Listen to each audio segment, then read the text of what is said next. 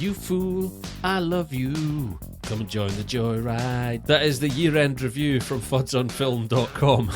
I am Craig Eastman, and with me, Scott Morris. Hello. And Drew Tavendale. Oh, hello. Can I just say you're looking particularly fetching tonight? Yes. Yes. Yes, you can. No, you. Yes, you. Oh, I thought you were talking to me. Oh, I'll put the masking tape back over my laptop's webcam then. Please do. It's all been for nothing. Let me put my shorts back on. Yes, it's time for us to do our annual yearly roundup of stuff that we really, really liked. And I don't know, are we going to mention stuff that we really didn't like as well? Yes, we are. Why not? Because we like the hatred also. That's it. We like the yin and yang of praise and vitriol in equal measure. So I guess I'm not going to have a lot of input in this. I'll be your ringmaster for the night because I've seen sweet FA in terms of movies this year. But I seem to have been saying that for a lot of years recently. So most of this is going to be coming from Drew and Scott.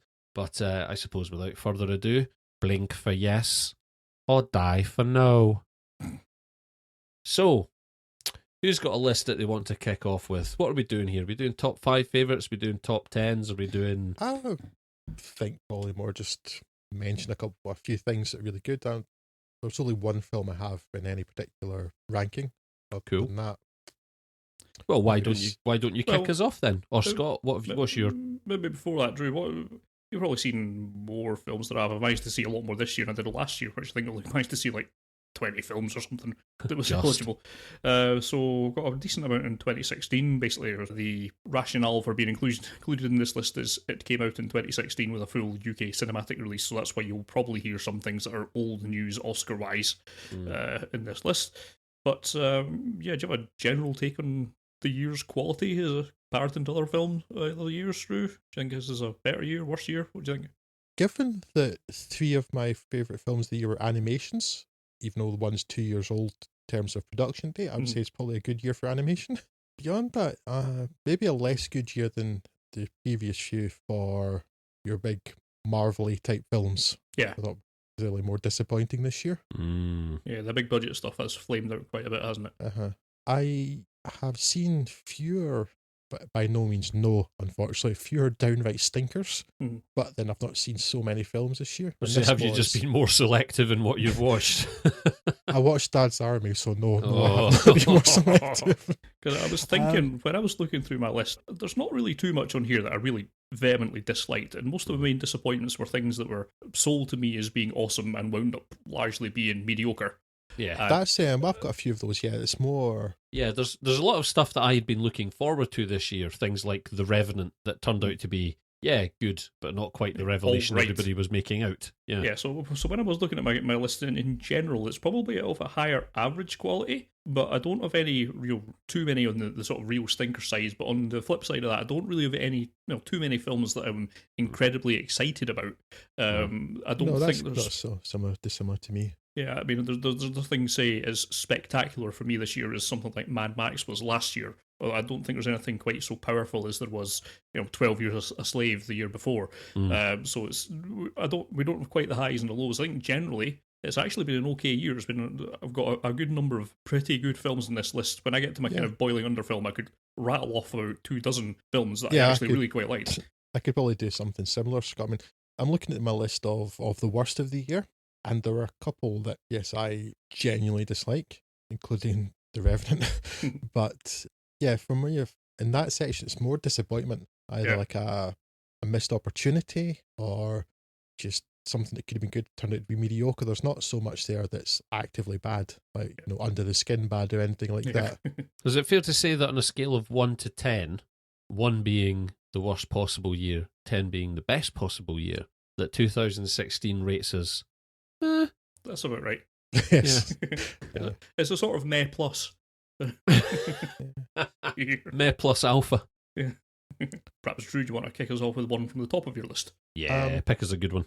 Okay, I will pick the one film that I would rank as my favourite film of the year. And it's one I only saw a couple of weeks ago. And this would be contender for film of the year most years. It's so good. And that is Laika Animation's Kubo and the Two Strings.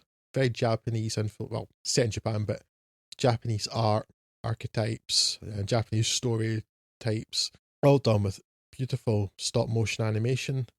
Just a film full of care and charm and delight and beauty. Strong story, strong acting, excellent direction. Just pretty much a perfect film as far as I'm concerned. It's a magnificent achievement. It's Laika's best work yet, and that's quite a thing coming from the studio that produced Coraline. It's rewarding, doesn't talk down to its audience, has universal themes and some sort of more specific ones too, like children living with a parent with depression, having to be a caregiver at a young age that a distressing number of people actually have to live with, but never beating down on it.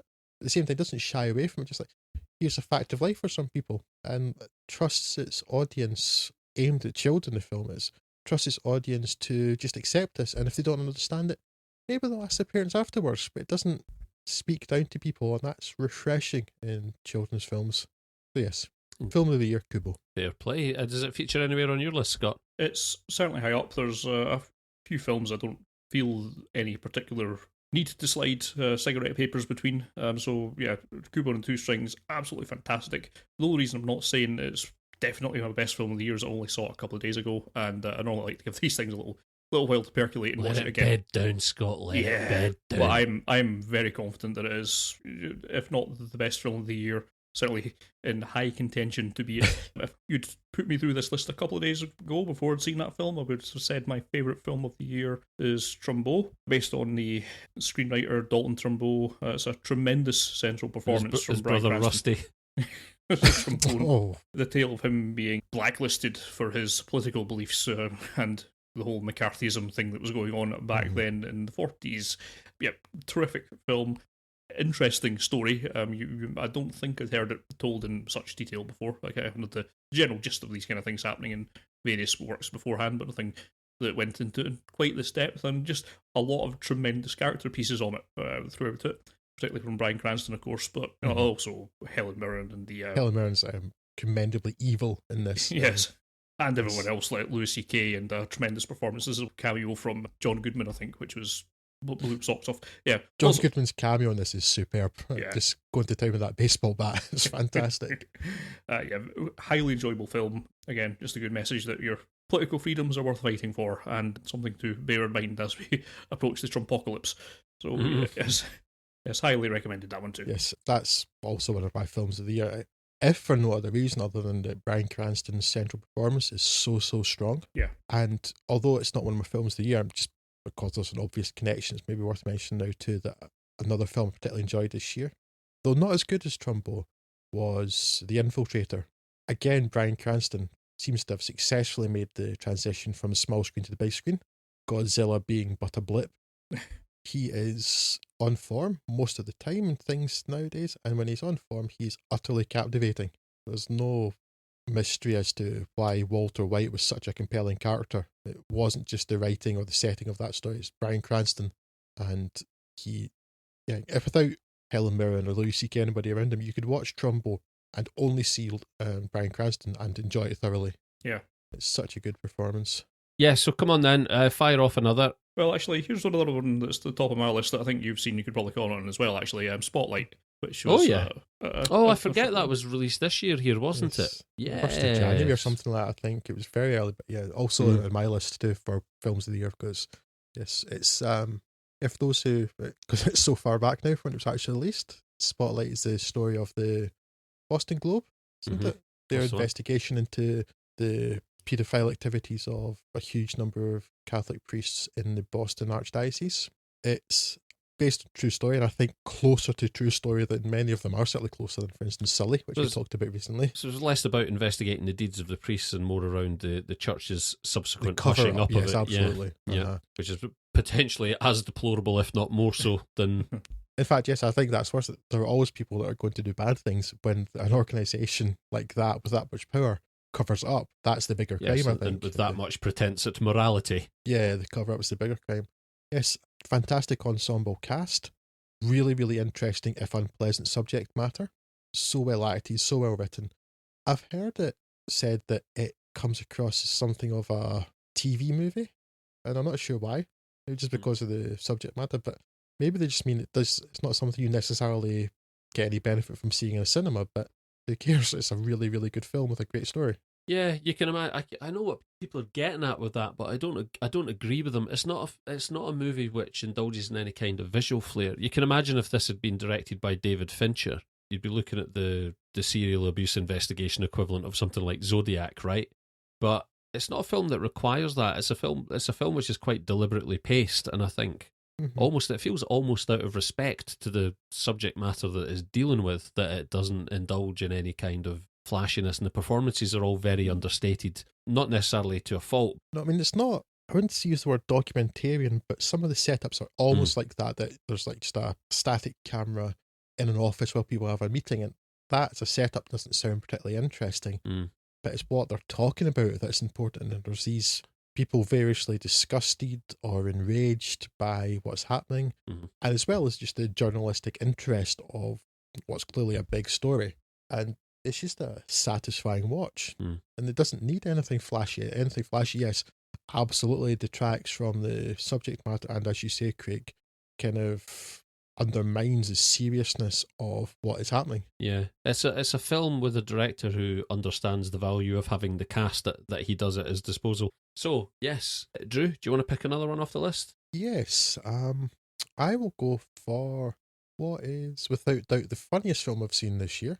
And I saw it twice within a couple of weeks, which is rare for me nowadays to see filming 2 times in such close succession, but that's The Nice Guys. Shane Black has managed to follow up and make Kiss Kiss Bang Bang with a film almost as good as Kiss Kiss Bang Bang. Potentially even better. Russell Crowe and Ryan Gosling are fantastic. The setting's interesting. The story is, of course, ludicrous, but there's just such incredible chemistry between the leads, and Ryan Gosling with his endearing shriek and Russell Crowe with reminding you that, when he cares, he's actually a really good actor, and apparently does have a good comic turn as well. Just, thoroughly enjoyed The Nice Guys. It's a comedy, not so much you can say about it, but it's a thoroughly bloody funny comedy, which is kind of the point. Having gotten within, because this is right up my alley, and having gotten within about 20 minutes of seeing it at the cinema, I subsequently still have not got round to watching it, which is disappointing. I have no doubt in saying with great confidence that had I seen it, I'm sure it would be on my list. Sometimes you can just tell. Scott, is it a feature? Is it a feature for you? Oh yes.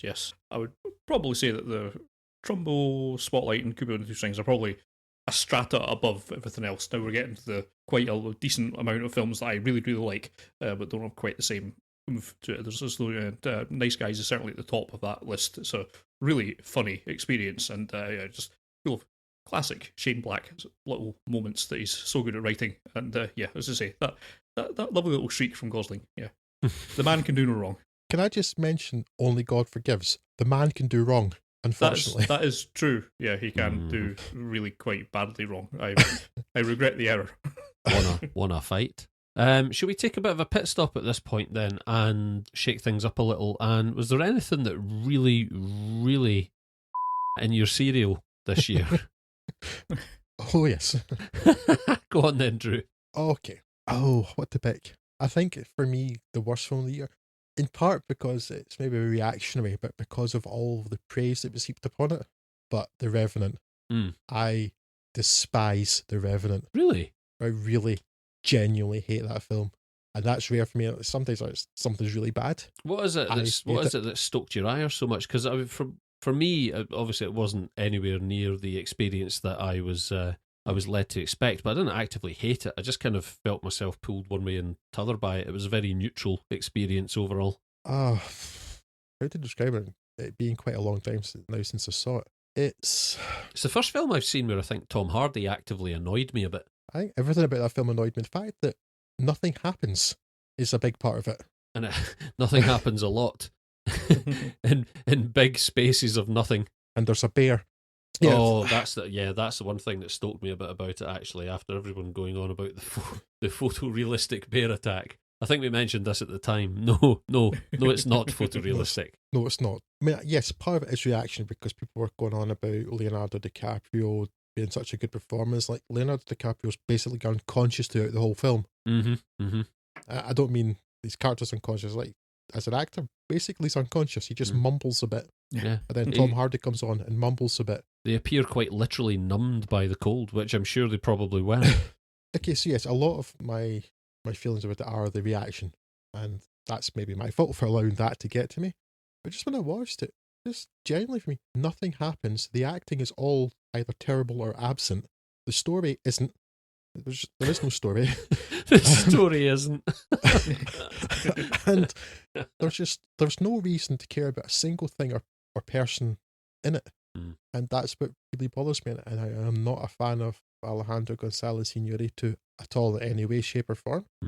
And this is just more fuel from a fire of just why he's bizarre, which is strange actually, given that last year, while they had faults with it, Birdman I found captivating. I couldn't explain exactly why I liked it so much, but also didn't like it at the same time. Still haven't got round to Birdman. And one of the biggest surprises for me about Revenant wasn't that I just kind of felt neither one way or t'other about it at the end, but that I expected to be at least sort of visually blown away by it, because certainly in terms of, you know, landscape and stuff, it has the potential to be quite epic, but I was kind of slightly underwhelmed by that as well. It was all a little bit too bleak, and I don't know if it was just the bleakness of the story and the characters sapping the will out of me that I wasn't even able to enjoy it as much as I'd hoped visually. But so I had a similar sort of thought, because I saw this with my girlfriend, and neither of us liked it. Right. But she said, but at least it looked nice. And she's doing a PhD in cinema theory, so generally she can find something at least of interest in a film. And for this, she found nothing. Apart from, some of the photography was nice, and I'm like, was it? I don't remember any nice photography. There was a lot of snow, I remember. I remember snow and some trees and a shitty bear. Yeah. But I'm sure it was a pain in the ass to get the exposure right on it. But maybe the rest of it just numbed me. So if there was anything like that, the rest just completely slipped inured by me to it. Yeah. I can understand that. Scott, did you have any strong feelings one way or t'other? No, I wouldn't say I hated the film. I found it very boring. It's perhaps one that sits in, I mean, I'll get onto some real stinkers, don't you believe you and me, but there's it really just falls more into the kind of general disappointment category. The ones where its reputation really didn't match up to what it delivered, which was a fairly average or mediocre film for my liking. And there's a few more on this list, things like The Big Short, a lot of rep, didn't really deliver. Yes, again, I don't feel like that about as I do about The Revenant, but yes, all the people talking about this is a great film. It really explains the financial crisis in a way no other film has done before. Like, I'm none the wiser after watching this film as I was before it. Banks are greedy. That's really all it said. It was a bit lightweight. Joy and Carol, a lot of hype between both, didn't really add up to anything in my mind. The Danish Girl as well. Joy was disappointing to me, Scott. Carol, I think we talked about at the time, was more of a missed opportunity. It was a perfectly adequate film, but the setting could have been so much more, a much more interesting story to be told there, and they didn't do it. So now that you've piqued my interest, Scott, what was one of the real stinkers? Got more disappointments just to get them out of the way. So what was the one you said just as I started speaking? Danish Girl. Yeah, the Danish Girl. Okay. Not enough pastry. No, nothing like Again, it. yeah, I think another one, maybe a bit of a missed opportunity too. I think we talked about that at the beginning of the year, last year. Perhaps not a disappointment, wasn't expecting much, but the remake of Secret in Her Eyes, it's a really great film, and they made a really average film out of it. So, yeah, it's quite astonishingly mediocre. I'm very, very fond of the Argentinian original from 2009. And I'm not a huge fan of remakes anyway, but I thought, okay, we'll see here what they're going to do. And I like Chiwetel Ejiofor, and then unfortunately Julia Roberts is in it. And it's just, if they've taken a really interesting story and managed to remove any charisma or interest whatsoever, incredibly perfunctory, the remake. Yes, the other one that's probably realistically more disappointing than outright bad, but Captain America Civil War, everyone went bananas for, and I found it exceptionally boring. Yes, it has a massive CGI fight in the single most boring location on the planet you could set a fight. The garage is round the back of an airport. That's where your massive set piece battle is. It's the hangar of the back of an airport. It's like, airports are astonishingly dull places at the best of times. The garages round the back where they park the planes is the most boring part of the most boring place on earth. Oh dear. How jaded. How jaded. I remember being young and finding planes fascinating. My older cousin used to phone me up like, do you want to take the radio and go and listen to the pilots listen to the control tower chatter at the airport? Yeah! Now they're just for superheroes to have fights in. Yeah, they're very much me though. Boring. Civil War is, again, people lost their over it, and I don't understand why. There's nothing happens. It's not interesting. Same thing, effect though, with Winter Soldier, wasn't it? Everybody talking about, this is a really interesting entry in the canon, this mega budget superhero movie that reeks of 70s conspiracy thrillers. No, it didn't. I really enjoyed Winter Soldier. Talk all your life. Yeah, no, it's not a 70s conspiracy soldier. It's a big budget film. I thought it's a much more successful one than Civil War was. But sticking Robert Redford in a shady role doesn't make it a 70s conspiracy thriller, you bellends. Go and have a word with yourself. I'm going to need to go and revise my script now. Oh, sorry, Scott. Right, the 3 absolute stinkers on my list. 2 aren't really worth spending a lot of time about. Well, none of them are really, but Zoolander 2, there's not an awful lot to say about it other than it just wasn't very funny. The Fifth Wave was very much the thin end of the adult, sort of the young adult thin edge. end of the dovetail of the... the desperate attempt to start some new series, yes. Franchise that's had absolutely no substance whatsoever. It's the thin end of the cigarette paper. And let's again, hands up, there's probably a great deal of no budget hopeless films that we've not seen that we were never going to see anyway, but in terms of stuff that actually was out there in front of a supposed large target audience, Gods of Egypt. Oh no, wait, how have I you've just, I feel like I've successfully erased that from my memory and you've just given me Total Recall, you dick. Quaid's going to Total Recall. Look, it's just mind-bogglingly terrible on every level, including the CG. Alex Proyas, I don't know what he was thinking with anything going in this It's like film. Amiga demo scene CG. What an abomination. As we spoke at length earlier in the year, sort of back in June, was it? Entertainingly so, I will say, though. I think only listen to that without partaking. That was very entertaining, your destruction of that. Hello, mate. I'm Brian Brown, the authentic Egyptian god.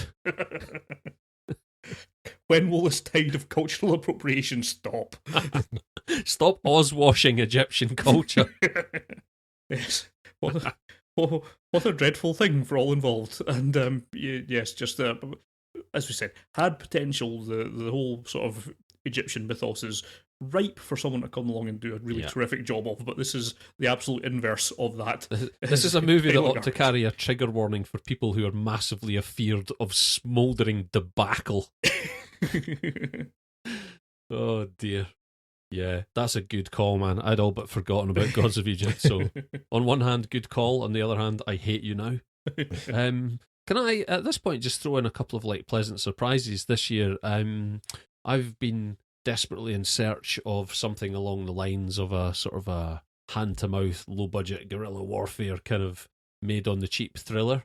And I didn't necessarily expect to find it where I did find it in Green Room. I was not at all enamoured of that director's previous work, Blue Ruin. Everyone else seemed to lose their mind over it. And I really only checked out Green Room on the basis that, of course, tragically, we lost Anton Yelchin in the interim between this being filmed and being released. And I was actually pleasantly surprised by how taut and minimalist and how well-paced it was. And that was certainly, it's not film of the year contender, but it was certainly as good a sort of economical thriller that I've seen recently. And also in terms of stuff that made me laugh a lot harder and I found far more enjoyable than I expected, Ghostbusters. My wife and I watched that just a couple of weeks ago there when it became available on demand, and I wasn't holding out any great hope. I refused to get involved in that whole shitstorm during the movie's production because I wasn't necessarily looking forward to the movie, but not for any of the reasons that the online trolls seem to have taken to heart. And I was pleasantly surprised by the result. I laughed a lot more and a lot more frequently than I expected, and I would actually look forward to a sequel to that. And on on balance, and I know this isn't going to be a popular opinion, but I suspect you guys might agree with me, it's at least as good a movie as the original. It's at least as good. I'm not sure I'd say it's better. It's definitely not worse. I don't think I enjoyed this anything like as much as you did. But it was all right. I laughed a bit, and I probably forgot about it till now. But Ghostbusters, But you're not angry at me in the way that I'm angry with Scott for bringing up Gods of Egypt. no, because I'm not angry at all. It was enjoyable. In the way that the original Ghostbusters was enjoyable. But Ghostbusters is not a masterpiece. Decent film plus time does not equal masterpiece like most of the world seems to think it does. Yeah. Yes. Fondness and nostalgia. Yes. Yes, heartily enjoyed Green Room. Ghostbusters, perfectly fine. It's not quite sort of I'd mentioned as a bubbly under kind of film, but it's higher up there than a lot of other films this year. Yes. Yeah. And I do hope we get to see a lot more of Kate McKinnon. Yes. I remember it took me about half an hour to kind of warm up to what she was doing with that character, but so when you actually see what was going on at the end, it was like, yes, go on. Very good. Like that character. So, Drew, did you just talk about movies, Drew? One. Yeah. Have you got any really egregious examples? Again, like I mentioned earlier, Scott was saying, there's a lot of kind of disappointing things. He's already mentioned Carol and the Danish Girl. For me, they weren't bad movies by any means. They were missed opportunities. In a similar vein, there's the BFG, which was one of my favourite books as a kid. Barely watchable for me. That's it. It's Steven Spielberg seems to have missed the point entirely. It's the new Hook. Yeah, the whole point of the BFG is the gruesomeness. Dahl revelled in that stuff, and the kids loved it. Yep. Tonally, So it is so far adrift of the source material, it's unreal. I know, it's like, again, completely, utterly missed the point. The only real concession to the books is the fact that they kept the names of the giants, and I'm always almost surprised by that. It's like, these giants are called Flesh Lump Eater, Blood Bottler, Gizzard Gulcher things, right? And they're meant to be gruesome. They eat people. And they seem to be like, oh, that's a bit inconvenient, let's not mention it, despite the fact that it's the entire point. Yeah. And for most of the film, it's not there. So for me, that was just the budget they had, the fact they had Mark Rylance. Yeah.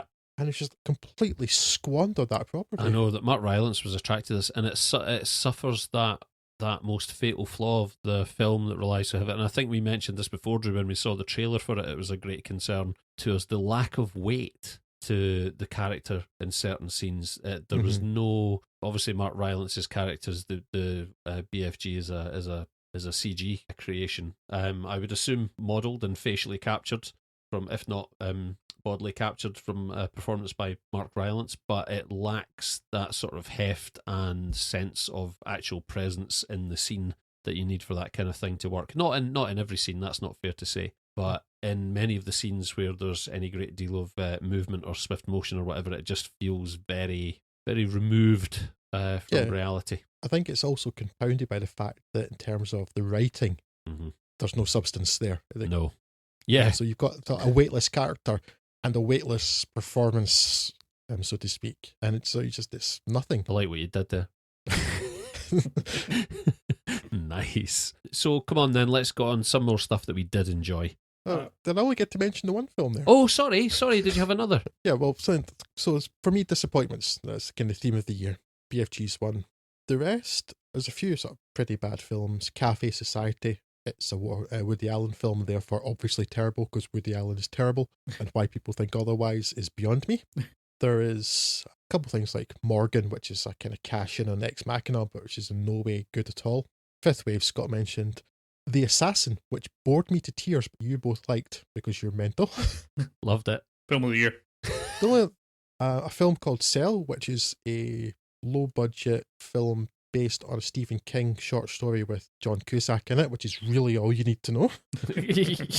High Rise. Which I've still to watch. Yeah. I know it's supposed to be horrible, the people in it horrible. It's meant to be some sort of representation of society based on J.G. Ballard's novel. I was going to say it's based on Ballard, isn't it? Yeah, but I've just found the experience so unpleasant, and I don't know whether maybe that's the point and I'm not getting it, or that's the point that's really, but still that's not a good thing to make, a film that's just actively unpleasant to watch, or whether it's just, You just don't want to be challenged, Drew. That's your problem. I don't know, I just don't get the appeal of Ben Wheatley.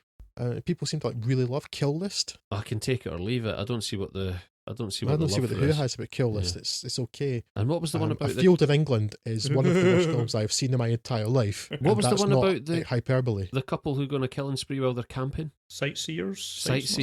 Yeah, again, left slightly bewildered by that. And then so High Society follows this pattern. Again, it's not A Field in England because really there's only room on this planet for one film as bad as that. But High Rise did absolutely nothing for me. when it's got some decent cast members in it, although it's got Tom Hiddleston, who I don't think is a good actor. But the other things quickly mention, just before we get back to good stuff, which I'd really rather talk about.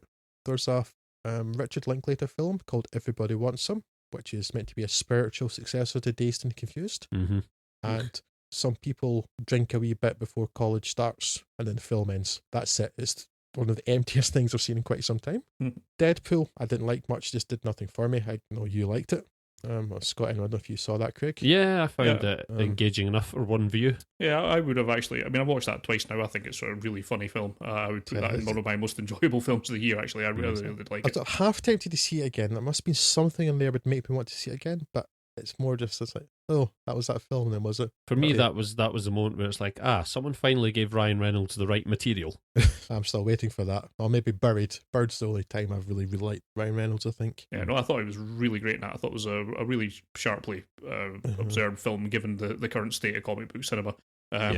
Punctured a lot of balloons, and also was just really great snappy dialogue, and some nice banter between him and Colossus, which I think worked pretty well. Yeah, I enjoyed it. It's the kind of daft, over-the-top action stuff that I would really like to see more of in these kind of comic book films, rather than trying to have some level of grounded seriousness in such a stupid genre that it treated it with the contempt it deserves as a genre, and that's why I liked it. It's a genre that if you're going to do stuff in, you might, ludicrous, if you might as well double down on it, and Deadpool triples down on it. Yes. The incredibly po-faced things that people like Bryan Singer were saying about X-Men and things being really serious, and like the film with the lady who walks through walls. Yes. That's the film with all the blue people, isn't it? Yes. Yes. Okay. That's very grounded in realism. That one, yeah. That's the Thanks, film. Brian. Isn't that the one where Vinnie Jones shouts, "I'm the Juggernaut, bitch"? Yes. Grounded. Realistic. I am willing to give Deadpool another go. So there's enough of a seed of something interesting in there, but I will allow maybe that one was a mood thing, which didn't catch you at the right time. But I didn't enjoy it. But it wasn't bad. For me, it was more disappointment. Other things worth mentioning, I think, Alice Through the Looking Glass, because it's... Why would you even subject yourself to that? I don't know. You self-harming. We're here for you, man, if you need to talk about it. Yeah. And I like Johnny Depp a lot, but this film makes me hate him passionately. His character of the Mad Hatter, a character that did not need a backstory, and I already do not like Lewis Carroll's original stories, but it's quite astonishing how much you can hate someone just because of a stupid expression on their face. But wow. Oh, that character's irritating. It's quite impressive what that can do for the distillation process. Yes. Pure rage is the result. A couple of sort of forgettable things like Expose, it's not worth talking about. Just low budget, bad, run-of-the-mill bad films. Sausage Party, which is a film written by 12-year-olds for 12-year-olds by the feel of it. It's ridiculously crass, spectacularly unfunny, and obsessed with sex jokes, and it's just a terrible, terrible experience. Yeah. It thinks it's being daring and doesn't actually do anything that could be even vaguely considered daring until, the last 90 seconds, at which point it's just, like you say, sorry, this is just crass. Yeah, it's absolutely terrible.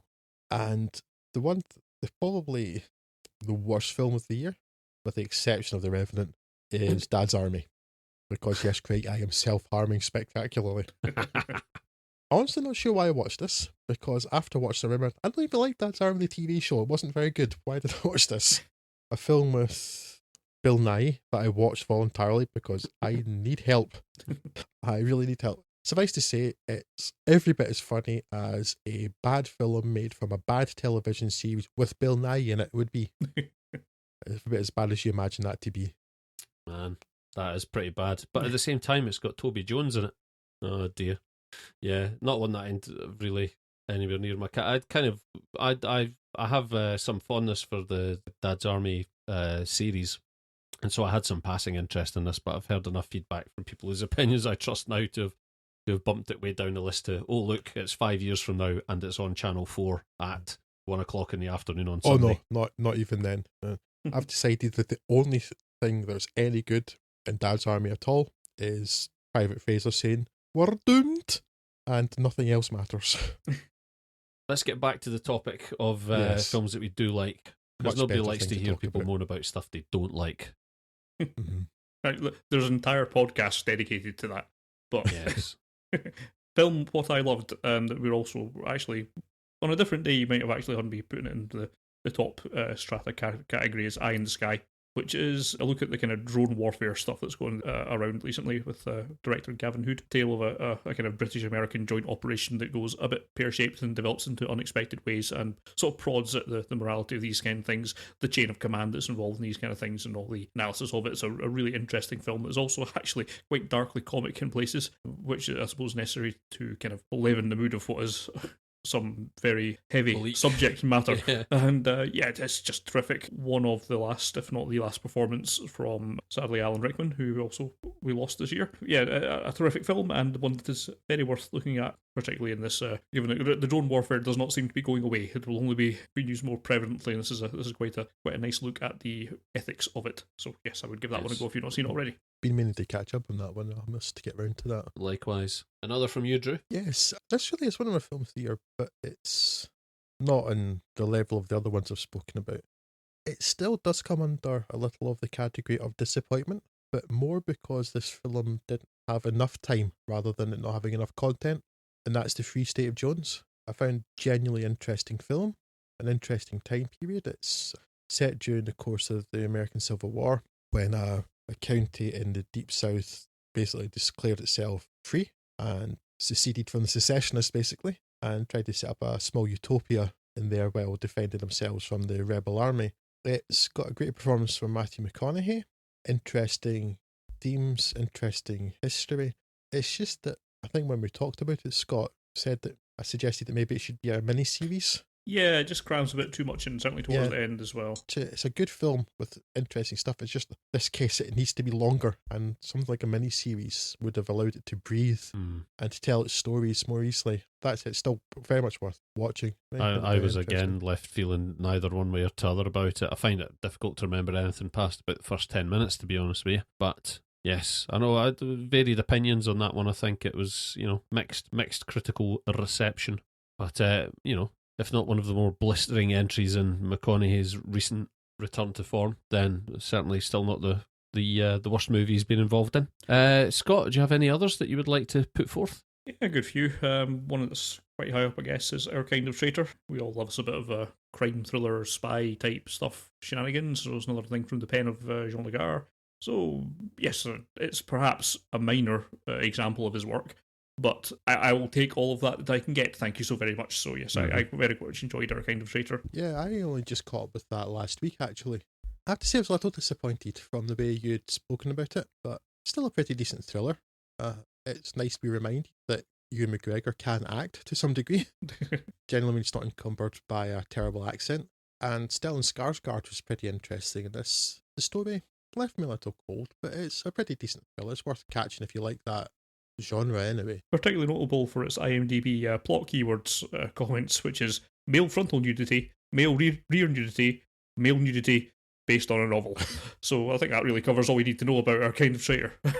By Jove. Drew? Okay, I'm going to put a couple here together just because they're of a similar type of film. For me, this has been a pretty good year for animation, because animated features don't come along so commonly. This year my film of the year was Kubo. Up there also is Your Name, a beautiful animation from Japan about two teenagers who find themselves swapping bodies, and they need to overcome disasters and then also try to cope with being a teenager in another teenager's body, all those sorts of things. Good score, really beautiful animation, interesting story, thoroughly entertaining film. For more information, see previous podcast.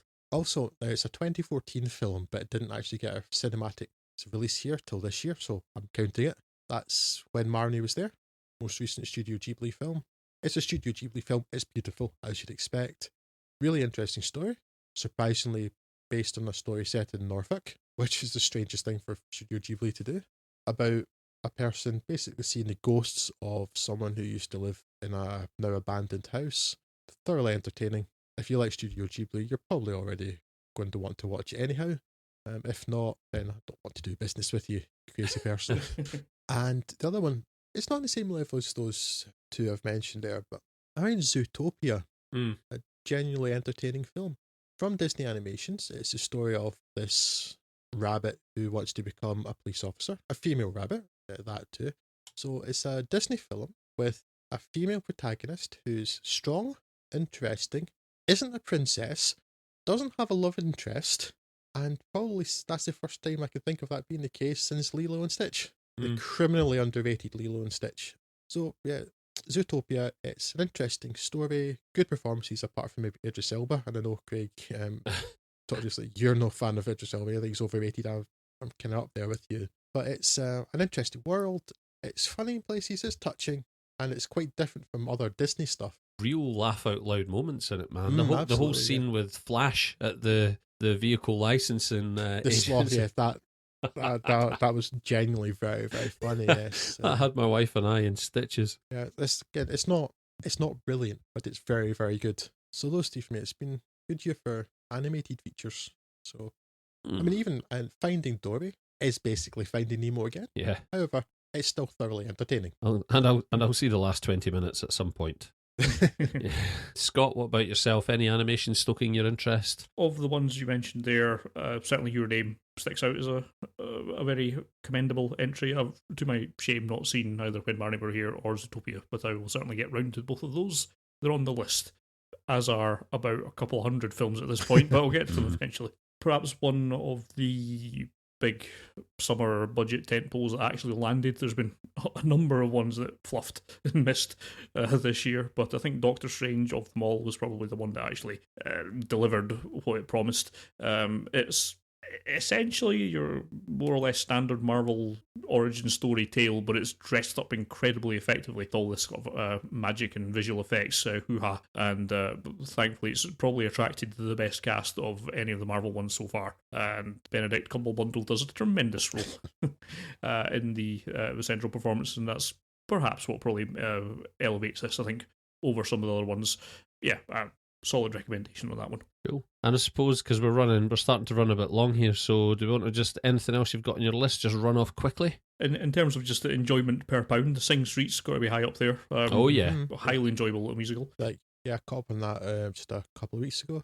I know you talked about it in an earlier podcast. To be kind of like Son of Rambo with singing, and thoroughly entertaining for it. And some of the, perhaps a pleasant surprise, and it's a horror film that I liked, is Lights Out. Certainly one worth taking a look at. Some really innovative effects work in the way that it uses its sort of internal logic to create some really interesting scenarios and sort of how they kind of play out.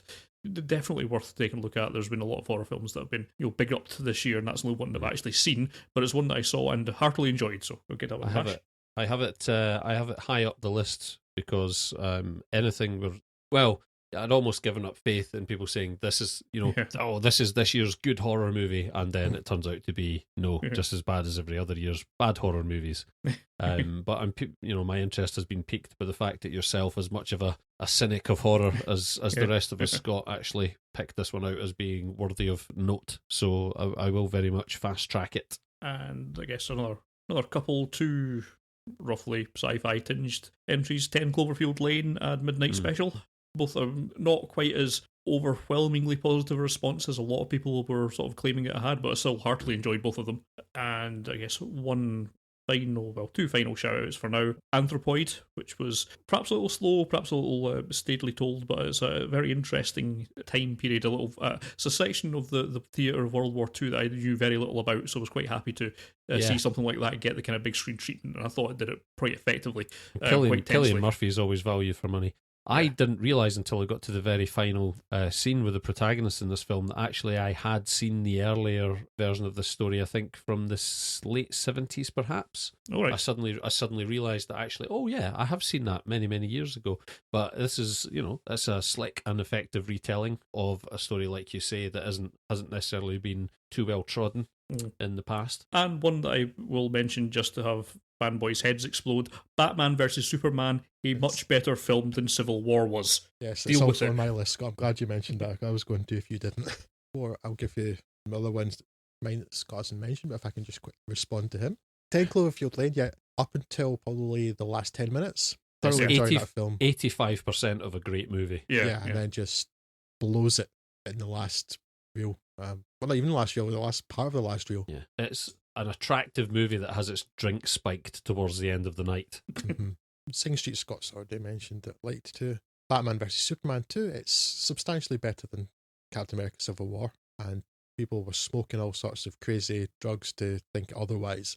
It's not perfect by any means, and some of the bits, like the way they introduce some of the characters, is incredibly clunky. Just using little video files of people, for instance. But the actual film itself, really entertaining. I remember seeing people talk about how disappointed they were about the Batman versus Superman fight, and I'm really wondering how else you could have done that. Yeah, and I thought it was actually really quite well handled. Yes, I liked it a lot. The only other way you can do that is just have Superman punch Batman once and he dies. Because that's the only way that would make sense otherwise. That's entertainment, Sid! Which is pretty much, with no knowledge of the comic books, which is pretty much how I envisaged this panning out when I first heard the title a couple of years ago, Batman versus Superman. Like, well, I know who's going to win that one. Yes, and Ben Affleck does the absolutely fine, better than fine job as Batman and Bruce Wayne. Mm-hmm. So you're not allowed to say that, Drew. Best Batman that's not Christopher Bale. There you go. Other ones worth mentioning: Captain Fantastic, Viggo Mortensen as a postmodern hippie in a road movie come family drama that I found really entertaining. Quentin Tarantino's The Hateful Eight, I think, just scrapes in this year. I think it may have come out on the 1st of January, but it makes it into 2016. Not quite as enjoyable as Django Unchained, but I really liked it. His use of those very wide angles inside the buildings made for a very distinctive look. And like a lot of Tarantino stuff, entertaining dialogue. Creed is pretty decent. It's, not so different from a lot of the Rocky films, but does actually have a rather touching performance from Sylvester Stallone in it. Yeah, it does. I don't quite agree with the fanfare around it. I'm still a bit baffled as to why it's been so popular. I still felt it was massively, massively derivative and predictable. But yeah, that performance from Stallone is amongst his better performances, and it was genuinely touching at moments. Yeah, that's why I'm mentioning. As for the story, yes, it's fairly generic, and if you've seen a Rocky film, you basically know how this is going to go. So, But that said, I enjoyed it. I thought it was well acted, well made, and it's that Stallone performance that really makes it. Who knew he had that in him? It's probably the best thing he's done since the original Rocky. Yeah. I mean, there were hints of that actually in Rocky Balboa, that performance, that he had something of that in him, that sort of slightly softer, more introspective role. Yeah, slightly more world-weary kind of. Yeah, but I don't think it's really good enough to merit it. I have no respect for the Oscars at all, but the fact that he was even being talked about for that sort of level of award, I think justified, actually. I think there was something kind of special about that performance. A film called The Fundamentals of Caring sees Paul Rudd looking after your boy from Submarine, who has muscular dystrophy, I think. Features the world's greatest peeing scenes, obviously. Of course. No, it is the only film I've seen where the emotional climax of it is someone pissing off a cliff. See, now you're intrigued, aren't you? Yeah. Yes, it's a pretty decent film because it's quite touching, the performances and the chemistry is what's good about that film. It's worth catching up. Sorry, I would have loved to have heard Scott pitch that to the studios. Trust me, it all resolves in this amazingly emotional scene where they piss off a cliff. Well, it was Netflix, they'll take anything. Rubber stamped. See, Elvis and Nixon, because I like Michael Shannon a lot. Midnight Special was okay. My Michael Shannon film of the year is Elvis and Nixon, though. What else? Chocolat. I think in this country it's getting released. It might be called Mr. Chocolate. It features Omar Sy, who you might know from The Untouchables. So hopefully you know him from The Untouchables and not X-Men Days of Future Past. Omar Sy as Francis. Oh, it said first in the description, but I don't think that's right. But a early 20th century black circus performer in France when that was quite unusual. He is a clown, and that's quite a hurdle to get over because clowns are obviously inherently unfunny. But it's an interesting story. The racism he faces is quite shocking. But Omar Sy throughout is really likeable, even though his character acts pretty despicably at times. Interesting. Please don't tell me, is he referred to as Mr. Chocolate in racially disparaging terms? Yes. Ah, right, which now makes me feel like a real laughing when you said Mr. Chocolate. It just seemed like such a bizarre title to me, but now I feel like a complete and utter... Yeah, it's his character's name. He's in this duo of a white clown and a black clown, and he's called Mr. Chocolate. And it's a name he picks for himself, I think, but it's because France was deeply racist at the time. It's quite shocking, and I'm almost tempted to believe it's not real, some of the stuff that happens, so I do need to read into it. Yeah. But given that it's not so long after things that happened in France, like the Dreyfus affair, that it's maybe not so unbelievable that a black man would suffer these things too. Mm. The only thing that feels kind of weird to me is that, because I've seen it ever in so many other places, that people think that black people are stupid and savage and simpletons, that sort of thing. Hideous beliefs by people who are not so smart themselves. But the audience at the start of the film seem to be basically terrified just because he's a black man, and that kind of doesn't feel right. That just seems daft. But the people are like jumping in their seats only because a black man walked into the circus ring. That doesn't make a lot of sense. The rest of it, though, with the society and the character itself and what he's facing, interesting. I think I have the caveat of it. Need to find out whether it's actually accurate, because some of it doesn't sound quite right. But interesting nonetheless. Snowden. Now, that is an Oliver Stone film with all the caveats that carries. It is, however, interesting. Its politics are very, very obvious, but to be honest, you can find it, or rather, I find it difficult to see how there's another side to this that's the opposite of that, but the stuff that is discovered that's in there. You're saying you can't see things from an outright point of view, Drew. How unempathetic of you. Do you know the only thing, again, that caveat of the politics aside, it's interesting, and Joseph Gordon-Levitt is really, really engaging as Edward Snowden, and it's probably worth watching for Levitt alone. I think we're all big fans of Joseph Gordon-Levitt around these parts. Mm-hmm. I've almost forgiven him for Looper. Only issue I really have with Snowden is an issue that is in no way related to Snowden. It's just an issue of maybe culture. But instead of the issue of the film being that, oh look, governments are spying on people, isn't that terrible and taking away freedoms, that's not the issue. That's clearly an absolute wrong. It's more that, oh look, the government are spying on Americans, and that's bad. It's okay to do it to anybody else. That really stuck in my craw through that film. It's like, no, just kind of, it's an absolute bad that the way people are treating other people and not allowing them any privacy or anything. But no, it's just bad because it's Americans who are doing it to.